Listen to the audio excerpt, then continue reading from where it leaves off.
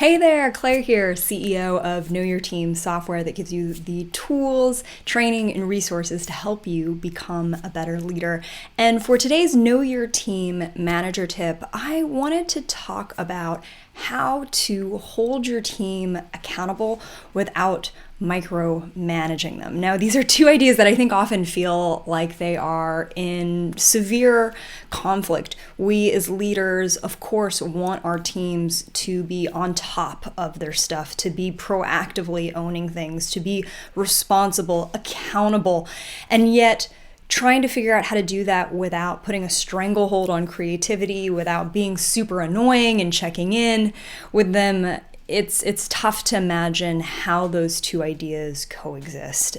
The really fascinating thing, though, is that it is absolutely possible to hold a team accountable without micromanaging them. And in fact, the greatest way to instill accountability is by actually moving in a completely different direction than what we typically think of micromanaging. And so when we first think about accountability to begin with, what I find so interesting is that the core idea of what it means to have your team be accountable is that you want your team to act on their own accord.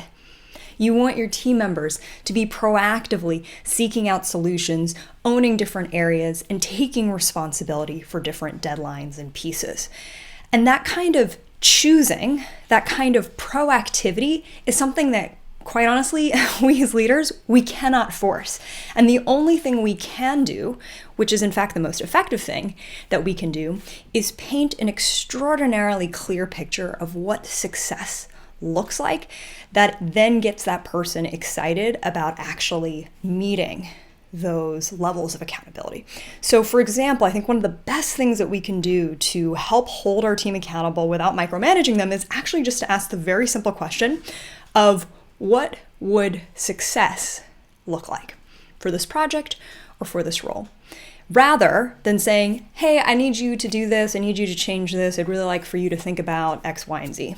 Instead, ask what would success look like if we were to do that really well?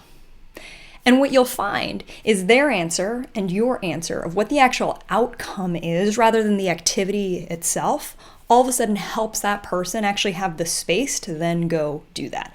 But if I, as a direct report, don't understand what is the thing that I'm supposed to be accountable to, what is the outcome that you actually want me to own and really be proactive about, if I don't know that, then of course I'm not going to be very good at being accountable. So the most sort of core aspect when we think about accountability as leaders is really trying to define what would success actually look like and getting super clear about that outcome. I hope this tip was helpful and look forward to sharing more of these over the coming weeks. Thanks.